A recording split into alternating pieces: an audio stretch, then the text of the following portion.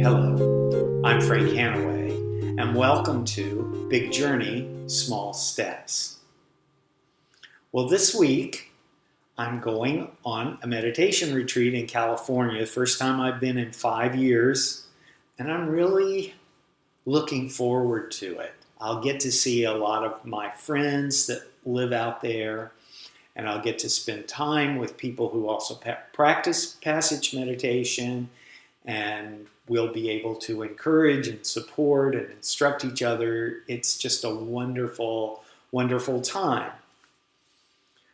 Normally, in the past when I've gone for a week. And this time I'm going for a shorter stay, for a situ retreat. And I'll explain that in just a minute. But I think our retreat starts on a Friday afternoon and ends on a Tuesday morning. And usually there are 7 days.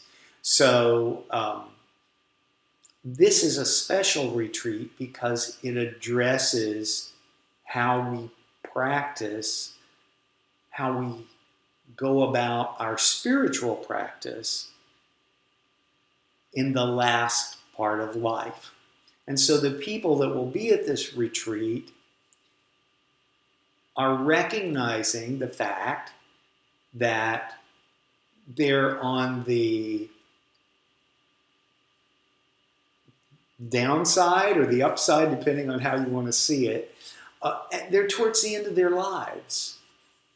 I'm going to start again. Hello, I'm Frank Hanaway, and welcome to Big Journey, Small Steps. Well, this week I'm going on a meditation retreat in Northern California. Haven't been able to go on retreat in 5 years, and I've really, really missed it.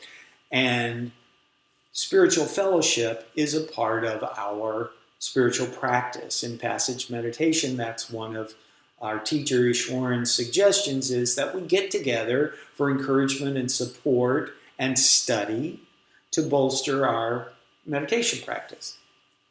In the past, the retreats that I've gone to have been week-long retreats, but this is a different kind of retreat. This is a situ retreat, and it is for people who have recognized that they're moving into the last part of their life. Now, it's not a morbid thing. It's not like, oh my goodness, I think I'm going to die and that's all I can think about, because that's not true. But I'm 67 or will be in a few weeks, and both my parents died at the age of 87. Could be I live longer, could be I live shorter, but that's kind of a mark out there, right? And so that's 20 years from now. And I'm retired. I have my home. I have my income. I need to figure out how I'm going to spend that time so that I can be of service to the world. And that's what this retreat is about. So,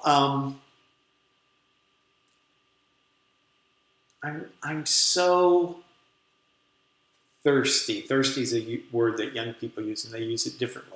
But I'm so thirsty to be with other people who practice passage meditation. Now, we have these little groups called satsangs where we get together. Some of them are big groups, actually, and with other people that are practicing passage meditation. And we do a little bit of study, we do a little bit of sharing, and we meditate together.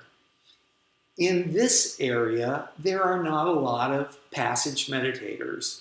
And when I first started 9.5 years ago, we started a satsang where everybody lived between 40 and 50 miles from each other. And I'm trying to think, there was two of the people lived 70 miles apart, and we were always struggling to find a central location. Now, there is a satsang. I'm trying to think, there are 3 really strong regular members, but they all live in Pinellas County in St. Petersburg, Clearwater, and Palm Harbor. Is that right? Something like that. Anyway, but they meet at 6:30 at night, and it's almost an hour drive for me in rush hour traffic.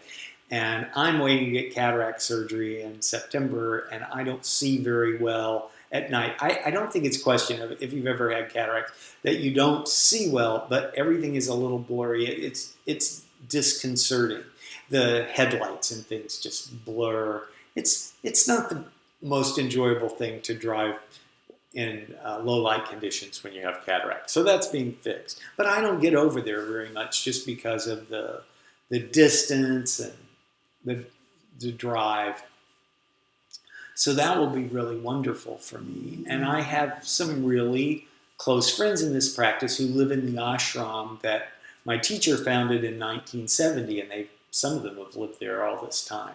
And they say little things that just change your whole perspective. I've got a friend named Brian who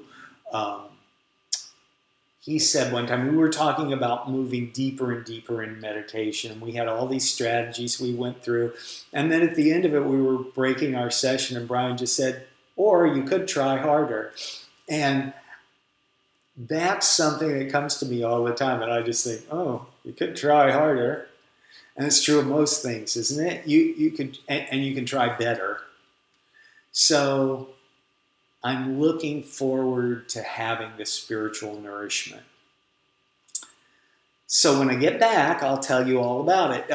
My friend David is coming down to stay with Sita, who has a new fence in the backyard, which we like very much because she actually gets to go outside. And she runs around some, but it's just so nice. And she's become so much better behaved. And when I say, okay, come inside, she just comes right inside, which is just wonderful. I never thought I would see the day because she's always had a wild streak because she was wild when I got her. So she's happy. I'm happy. Everything is good. I have some friends in my life that are not well or are going through different things right now. I'm praying for you.